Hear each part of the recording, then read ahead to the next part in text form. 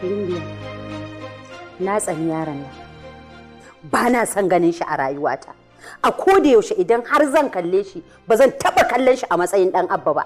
Zan kalle shi ne a matsayin ɗan Sumayya, mawaƙiya, jikan Rabe, tsohon ɗan tasha. Kilishi. Na'am. Au, ba ki ji labarin mutuwa ba? Ya mutu ne?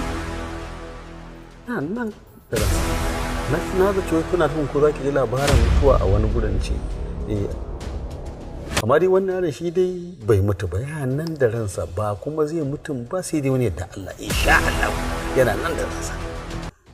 Dama ka san ba za ka iya ba ka karɓi kuɗi na? Ai raba mugu da makami ibada ce. Ka san da wa kake yi kuwa?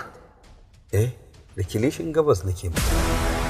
Kilishin gabas wadda take so a raba jariri da duniya, ɗanta, ɗan uwanta. Ka san Allah idan har baka aikata kisan nan ba, wallahi kai sai na sa an aika ka inda na sa ka aika jaririn nan. Bismillah. Bismillah, ma fi mishkila. Kin gan nan? Ki kalle ni da kyau. An audu ne.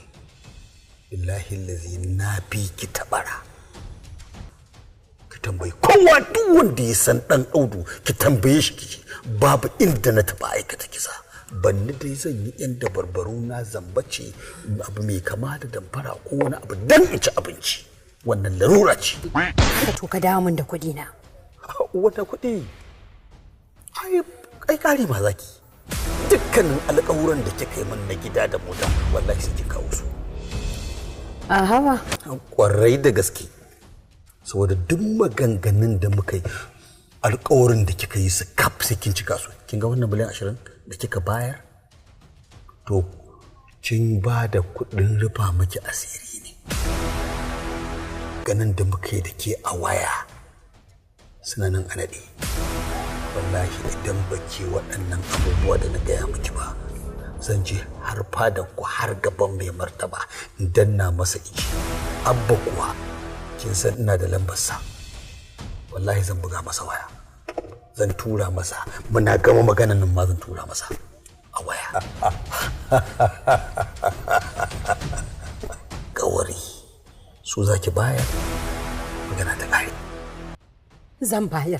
Zan bayar duk abin da kake so zan maninka maka, amma dan girman Allah ka goye magana nan idan har da gaske ka ɗauka. Kina musu ne? Wayar tana gida.